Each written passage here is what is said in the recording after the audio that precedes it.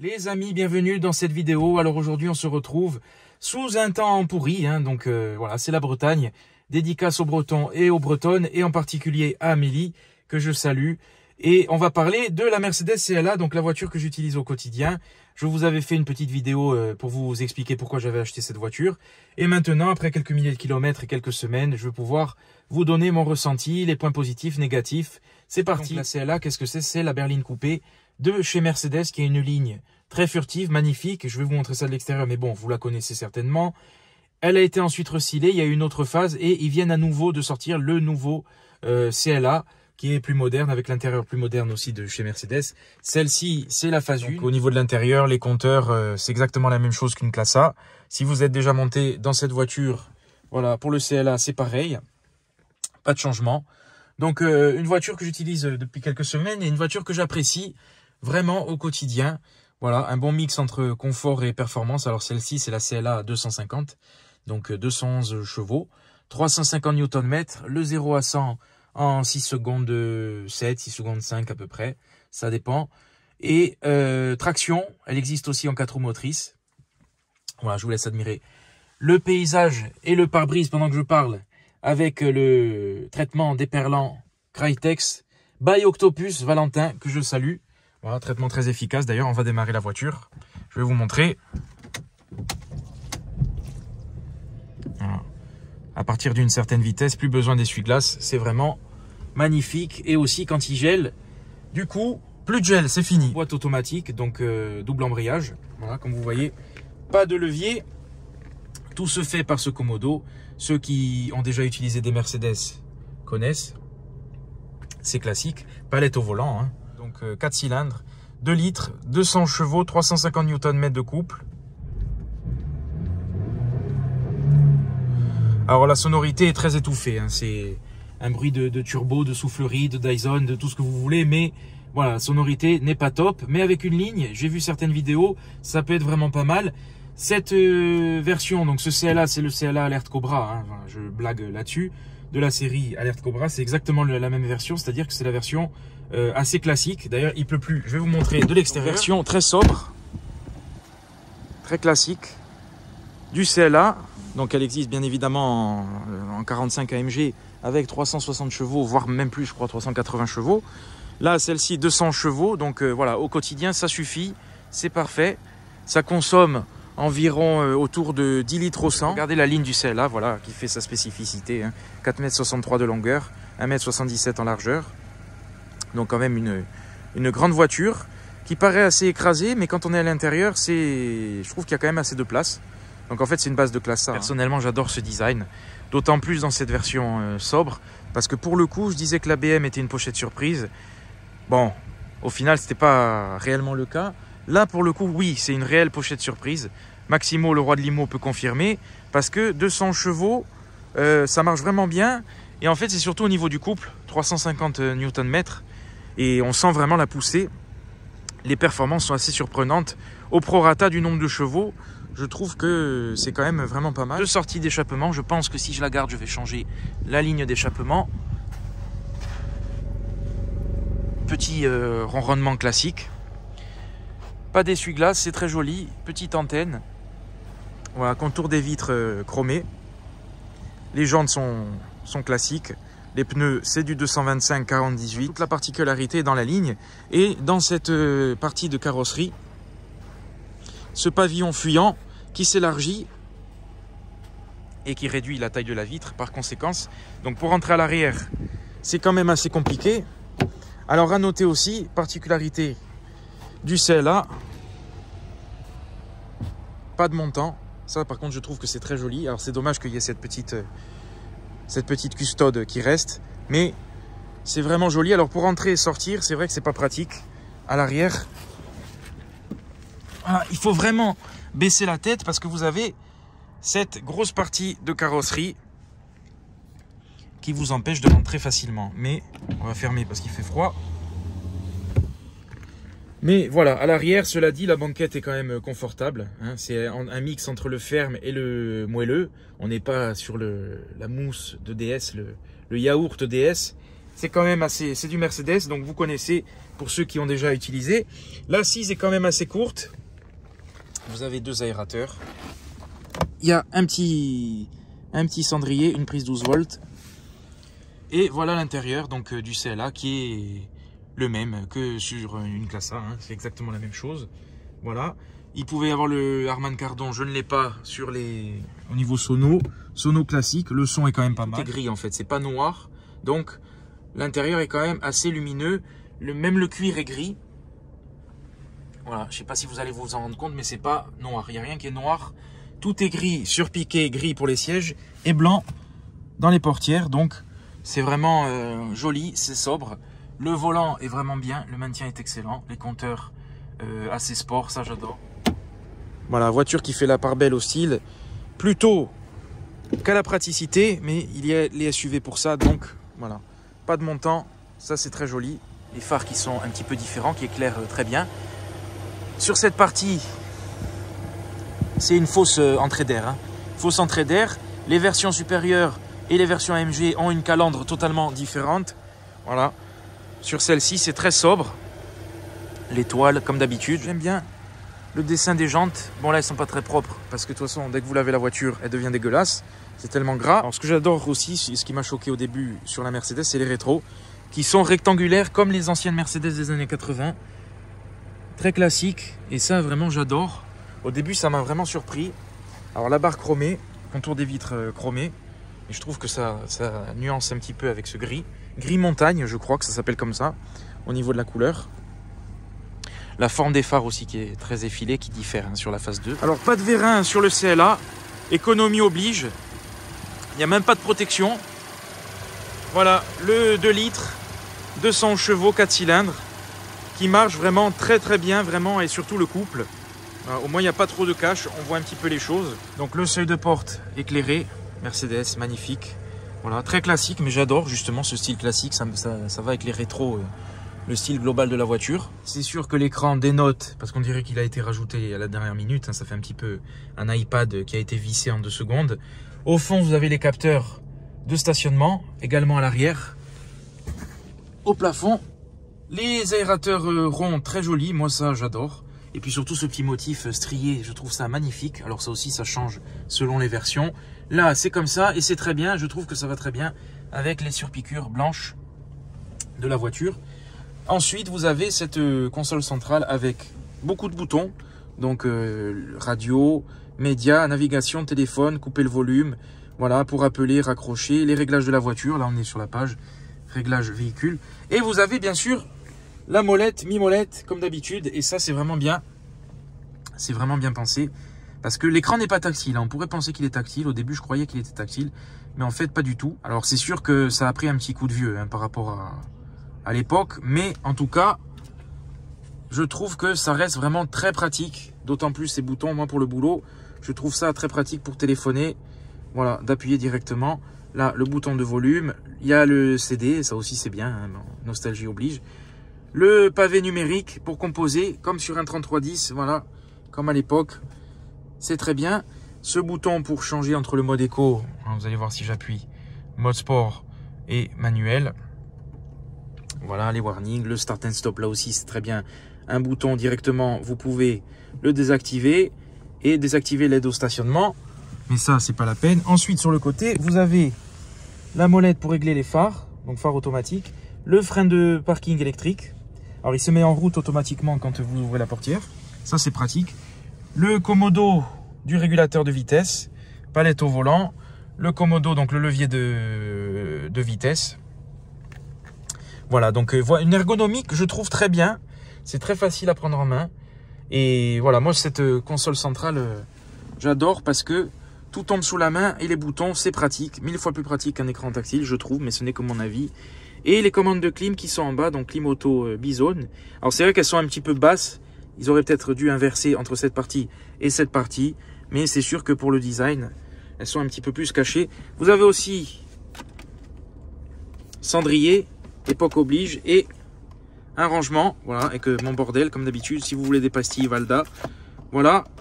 Un grand rangement au milieu. Et vous avez aussi un autre rangement sur le côté, avec des bonbons. Alors au niveau du coffre, j'ai du bordel, mais au moins ça vous permet de voir la capacité qui est immense. 470 litres et il y en a encore en dessous.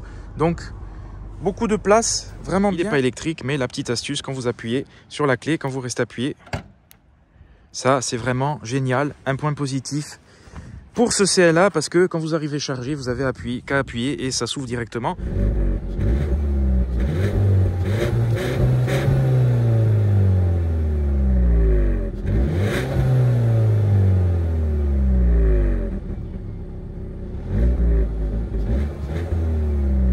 Donc il faut savoir qu'à sa sortie, ça a été une voiture qui avait le meilleur CX, qui était de 0,22. Donc le CX, pour ceux qui ne connaissent pas, c'est le coefficient de pénétration dans l'air. Donc en fait, c'est l'aérodynamisme. Elle avait la meilleure aérodynamique du monde pendant quelques temps. J'aime beaucoup aussi les nervures sur le capot. Ça rajoute de l'agressivité. La forme des phares effilés comme à l'arrière. Et ces deux traits, voilà, ces deux arêtes sur la carrosserie qui creusent la portière et qui font toute la voiture, qui donnent encore plus de longueur à la voiture. Donc voilà, il n'y a pas que les SUV dans la vie, il y a aussi les berlines, il ne faut pas l'oublier, et notamment ces berlines coupées. Alors, au niveau du freinage aussi, je ne vous en ai pas parlé, ça fonctionne vraiment bien, c'est pas trop mordant, c'est progressif, mais c'est suffisant au vu de ce que propose la voiture. La tenue de route est quand même pas mal. Peut-être une tendance un peu sous-vireuse, mais vraiment une voiture qui met en sécurité. Et en fait, ce qui ne suit pas, c'est les sièges, le maintien des sièges. Et voilà, le châssis, on sent qu'il est pas sport, donc voiture qui n'est pas faite pour ça, mais vous pouvez vous faire plaisir, vous pouvez doubler, il y a quand même quelque chose. Voilà, c'est juste la version qui est en dessous de la 45 AMG en fait. Au-dessus, c'est la version sport. Il fait un froid à décorner les cocus. 7,5 degrés et pourtant on a l'impression qu'il fait 0. Bon, bref. Donc pour moi, les points positifs et négatifs après plusieurs milliers de kilomètres avec ce CLA. Donc pour moi, les points positifs, ce serait premièrement le confort. Deuxièmement, le coffre et son ouverture miraculeuse. Ensuite, pour moi, en troisième point, je dirais le moteur, la puissance globale qui est quand même assez surprenante, surtout au niveau du couple. Donc au niveau des autres points positifs, je dirais le plaisir de conduite, voilà, global, et aussi l'ergonomie. Voilà, j'adore l'ergonomie, ce tableau de bord à l'ancienne, je trouve ça vraiment bien. Et pour les points négatifs, alors le premier point négatif, le gros point noir de cette voiture, c'est au niveau de la boîte de vitesse. Voilà, je trouve que c'est la boîte 7 rapports double embrayage, la DCT, pour ceux qui connaissent. Si vous avez une Mercedes, n'hésitez pas à me dire si c'est pareil pour vous. Je pense que oui, sur beaucoup de Mercedes, c'est comme ça. C'est-à-dire qu'en fait, quand vous rétrogradez et que vous êtes en seconde et que vous devez presque vous arrêter, que vous êtes à 2 ou 3 km/h, la voiture va rester en seconde. Elle va pas redescendre en première. Ce qui fait que vous êtes obligé vraiment de marquer l'arrêt, d'appuyer sur le frein, de vraiment marquer l'arrêt pour qu'elle repasse en première. Et c'est vraiment très désagréable parce que du coup, elle est largement sous régime. Il y a des vibrations. Donc c'est vraiment horrible. Ça, je supporte pas. Mais malheureusement, c'est comme ça. Donc limite, il faut vraiment s'obliger à s'arrêter. Même si vous êtes dans les bouchons ou quoi, que vous êtes à 2 km/h, elle va rester en seconde. Et c'est vraiment pas pratique. Parce qu'on a l'impression que la voiture souffre. Ça vibre, c'est très bizarre et c'est dommage. Voilà, après, il y a les palettes au volant. Alors du coup, des fois, j'utilise les palettes pour remédier à ce problème. Mais c'est vrai que c'est le gros point noir. Sinon, en fait, il y a quelques à-coups à l'utilisation. C'est vrai que des fois, elle fait un petit peu... on se dit, elle fait des trucs bizarres. C'est pas très net. Mais paradoxalement, c'est en mode sport que les problèmes sont lissés. Voilà, je trouve qu'en mode sport, elle est beaucoup plus rapide. Donc après, le mode sport ne change pas grand-chose. Je pense justement la carte de la boîte. Et une vague. Un tsunami, attention, c'est trop bizarre. Bon, bref. Bizarre, la mer elle est calme et d'un coup, au niveau de l'affichage, j'aime beaucoup parce que vous pouvez, voilà, vous avez la vitesse en numérique et vous pouvez tout paramétrer. Voilà, compteur journalier, l'autonomie. Vous avez aussi le téléphone, les réglages, l'assistant, donc freinage d'urgence. Voilà, c'est ça que j'aime aussi, la pression des pneus. Ce que j'aime aussi, c'est qu'il n'y a pas de maintien dans la voie, il n'y a pas trop d'options. Il y a quand même le freinage d'urgence. Radar arrière, avant-arrière, caméra de recul. D'ailleurs, caméra à la qualité tout à fait correcte. Hein, il faut remettre dans le contexte. Pied sur le frein. Il faut remettre dans le contexte. C'est vraiment très bien par rapport à d'autres modèles. Et pour mettre en P, c'est ici. Voilà. Et vous pouvez tout paramétrer. C'est pas mal. J'aime bien justement ce côté un petit peu à l'ancienne. Désolé pour la mise au point. J'aime bien ce côté un petit peu à l'ancienne. Justement, l'intérieur actuel des Mercedes est vraiment hyper moderne. Là, pour le coup, voilà, ça a pris un coup de vieux, mais j'aime bien. Les boutons sur le volant, très pratiques. Voilà. Vous avez tout, commande au volant, assistant vocal.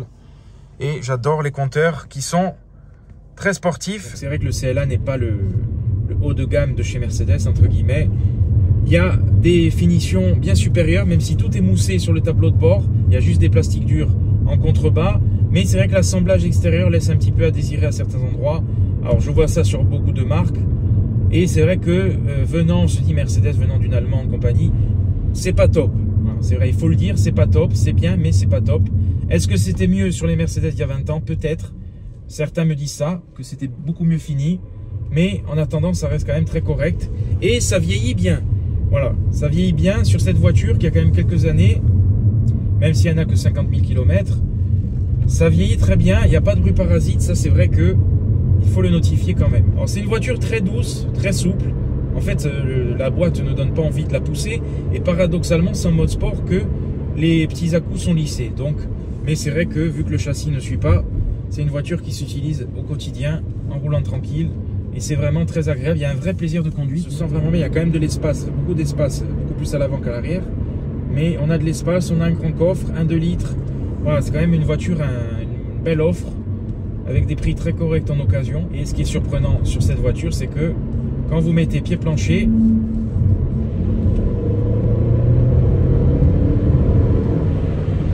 voilà, un peu plus sonore, le compteur monte très vite.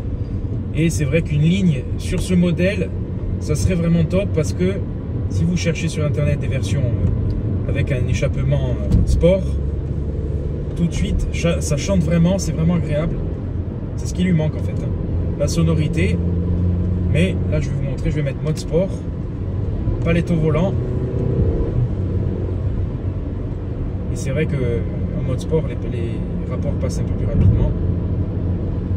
Alors ça tient vraiment bien, le châssis est vraiment bon. Elle existe en 4 roues motrices. Là en traction, c'est vrai que sous la pluie elle aura un peu plus de mal, mais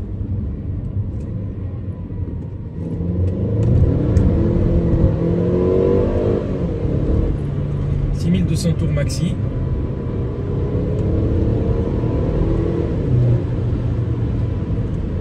Et ça marche vraiment pas mal.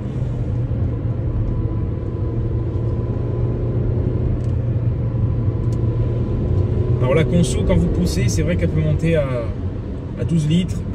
Après, ça me choque pas. La Clio RS 220 chevaux, la Clio RS 18 que j'avais, c'était ça.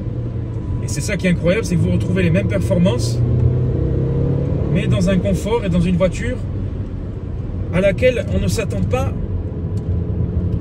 Visuellement, quand on la voit, on ne s'attend pas à ce qu'elle soit aussi performante. Et c'est pas un monstre, mais vraiment, c'est assez surprenant. Ça patine un petit peu. Avec des Michelin, je pense que ça serait mieux. Gros bruit de soufflerie, de turbo. Et c'est vrai que même si la sonorité est assez étouffée, c'est assez surprenant parce que sinon elle est très silencieuse au quotidien. Bon là la route est bien mouillée donc...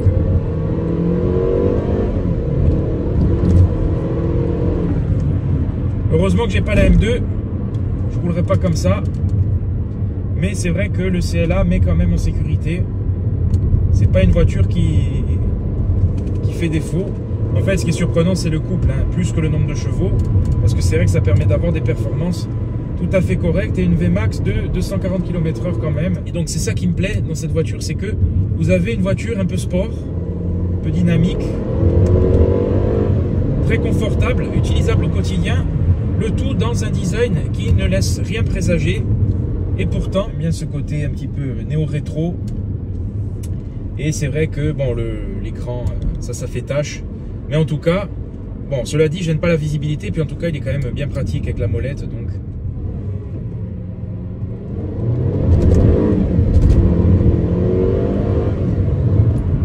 il y a tellement de couples, ça patine vraiment, mais ça marche vraiment très fort.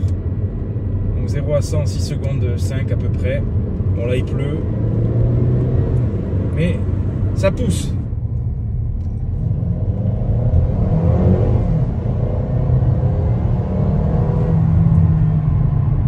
Ça marche quand même parce que je vous disais, là je suis à 4 km/h, elle reste en seconde. Voilà, dans les embouteillages, s'il veut bien faire la mise au point. Et la boîte a vraiment du mal. C'est vraiment insupportable. Alors j'avais oublié de vous montrer l'importance de la porte de coffre sur la ligne du CLA. Parce que regardez, l'arrondi que ça fait sans le coffre, c'est beaucoup moins beau. Avec cette remontée sur l'arrière et aussi au niveau des défauts, j'avais oublié de vous parler. Là, on va pas s'en rendre compte.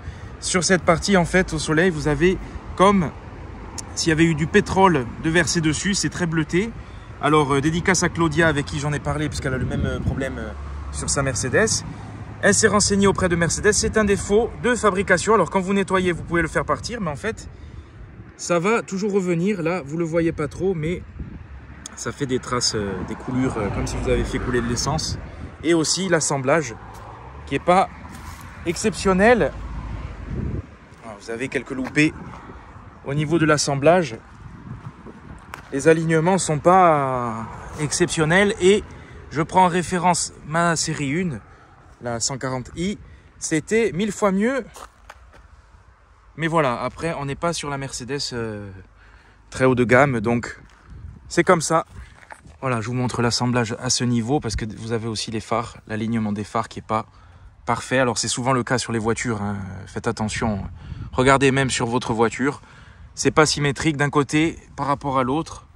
Voilà, au niveau des alignements, par contre, je n'avais même pas remarqué le Mercedes dans le phare. Ça, c'est très joli. Les alignements, c'est pas symétrique. Voilà. C'est pas une voiture à 100 000 €, mais bon, c'est pas génial. Par contre, cette partie-là, cette barre chromée qui fait tout le long de la voiture, ça c'est très joli. Et c'est en un seul tenant, donc ça c'est bien.